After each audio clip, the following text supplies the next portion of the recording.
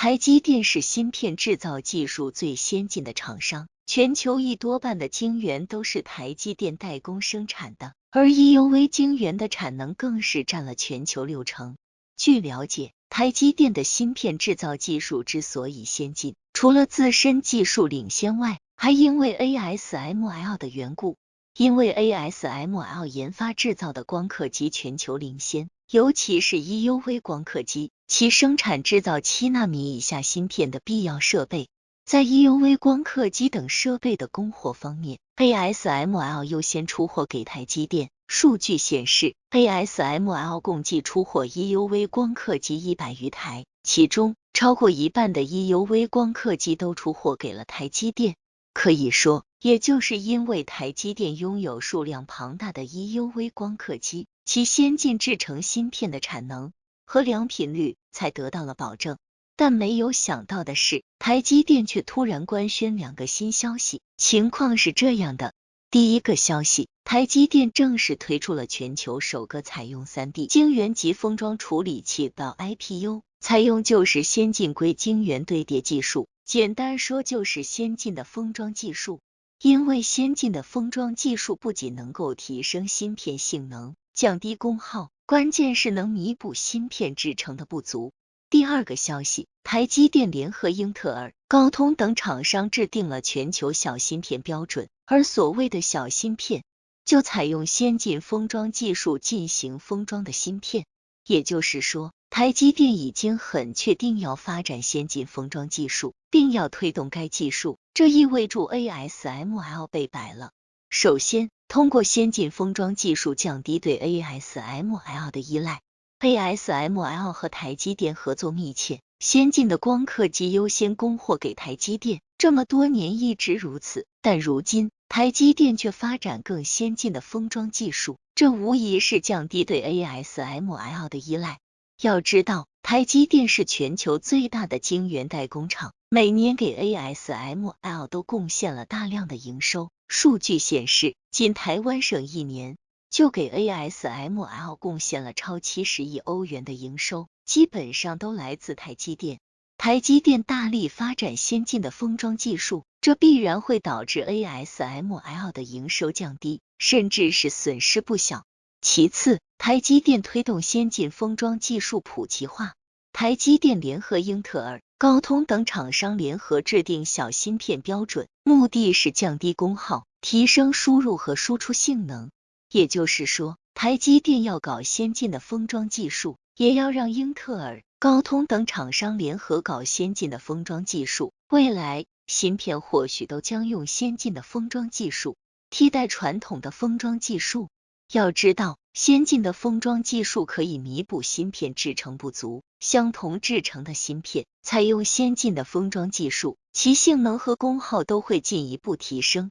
换句话说，先进的封装技术会让台积电降低对 ASML 的依赖，自然也会让英特尔等芯片制造降低对 ASML 的依赖。要知道，全球芯片制造企业就台积电、三星、英特尔等都用先进的封装技术提升芯片性能和功耗， ASML 的光刻机销量自然就会下滑。而 ASML 主要就是靠销售先进的光刻机获得营收，各大芯片厂商都采用了先进的封装技术， ASML 的营收自然会大受影响，所以才说 ASML 被摆了。当然，台积电等纷纷发展先进的封装技术，并制定小芯片标准，主要就是因为 ASML 的光刻机越来越贵，导致生产成本逐步增加。另外，制程越先进的芯片，其生产成本越高，良品率越低，4纳米、3纳米等芯片就是最好的例子。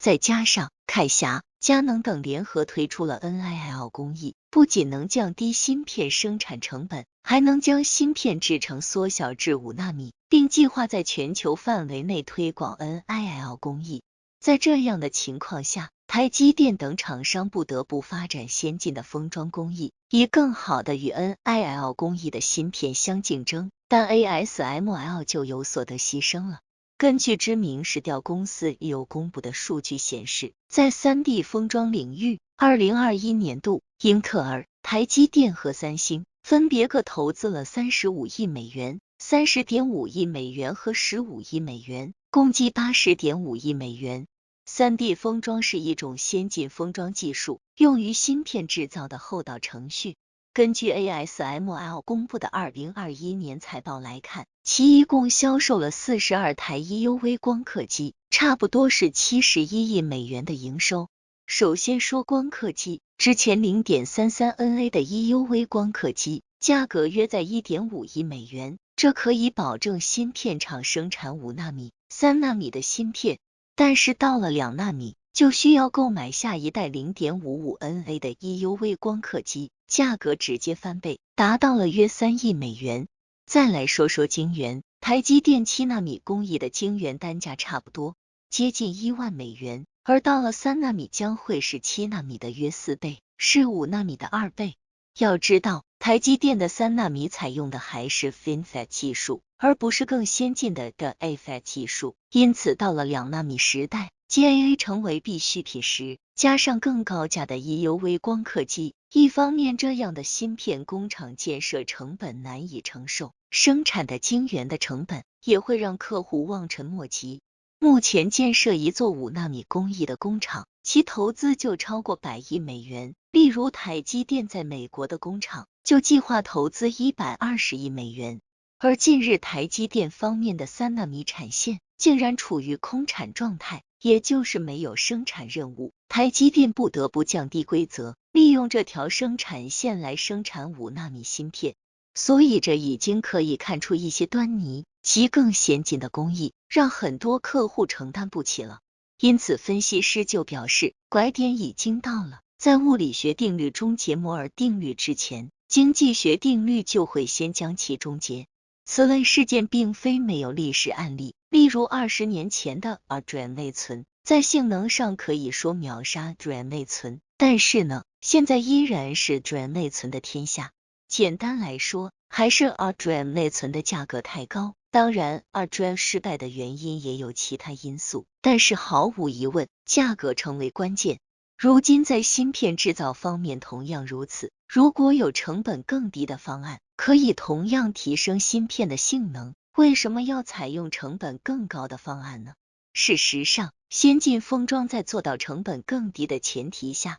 有很多其他的优势，例如良率控制要更容易，产能也要更高，不用依赖更先进的 EUV 光刻机，对相关的原材料消耗也更少。就在近日，三星和台积电就都爆出了良率问题，三星的4纳米良率最高只有 35%， 而台积电的3纳米良率也刚刚达到 70%。试问以后继续发展到2纳米、1纳米等更先进的工艺时，要解决良率、产能、发热、漏电等问题，需要投入的成本几乎难以想象。而且这样的巨额投入，如果没有客户买单呢？台积电的3纳米工艺已经出现了降级使用的情况，而三星的4纳米工艺也出现了客户转单的情况。还有一点需要指出，台积电在3纳米节点推出了3种工艺，分别是 N3E、N3 和 N1B， 对应的价格也是逐渐增加。